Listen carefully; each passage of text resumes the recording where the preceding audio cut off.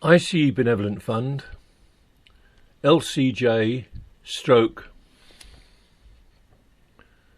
18th of August 2020. Visitors' notes on video meeting with Mr. DY on 17th of July 2020. LC Jones. This concerns my meeting on Friday afternoon, my video meeting on Friday afternoon, 17th of July 2020 with Mr. DY, 57. Mr. DY was staying with friends, was staying with friends with whom he now lives with his wife Benedicta, and I was at my home in Thames Ditton. Stop. Benedicta was at the friend's house, but did not take any part in the meeting. DY is separated from his first wife, GA, 10 years ago. She moved out of the house DY had bought, and she moved back to Ghana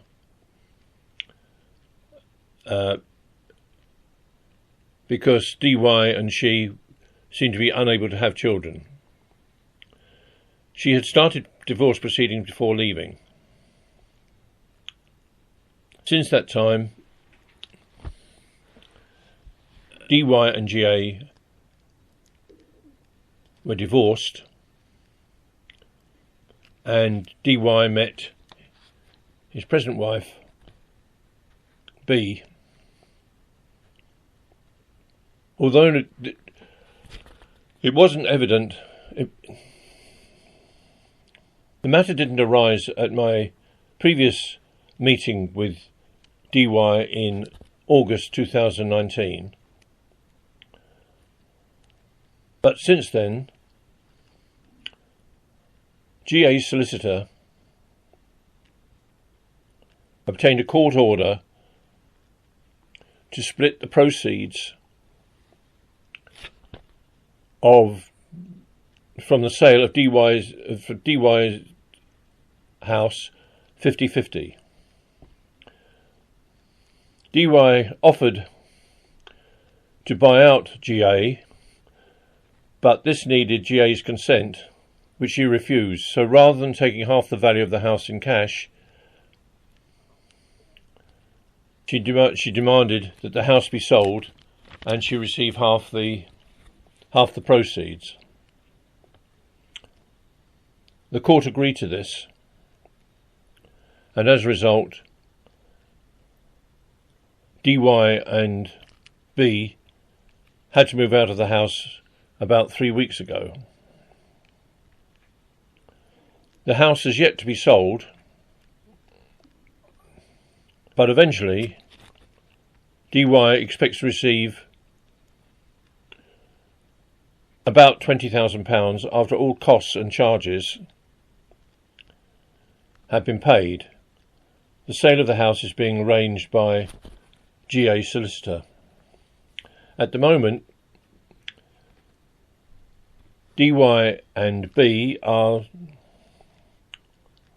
living with friends on a bed and breakfast basis at a cost of £50 a day. The friends that the house they are staying at is relatively small, and with 4 children,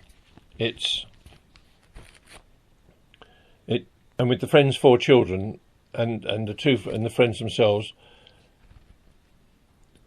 it is a bit difficult. And D&B will be moving out tomorrow.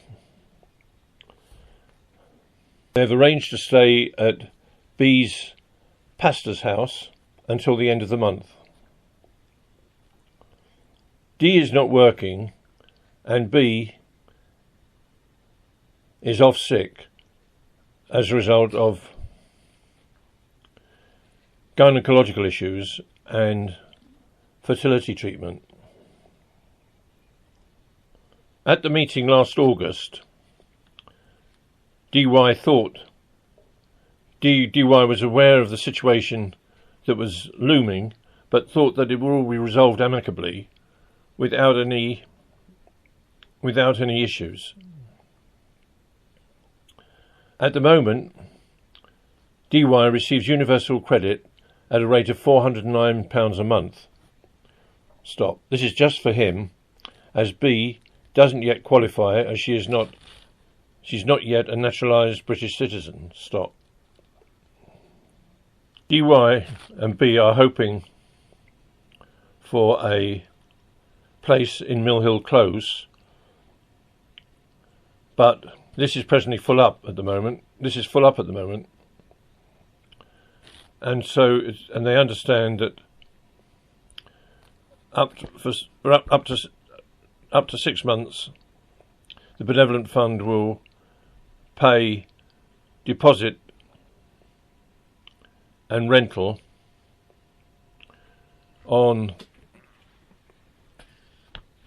rented accommodation at the rate of about £240 a month. Stop. DY is looking for work, but meanwhile is caring for Benedicta, is acting as a carer for Benedicta. He will be grateful for help from the Benevolent Fund's Back to Work scheme and some advice on financial management. End of report.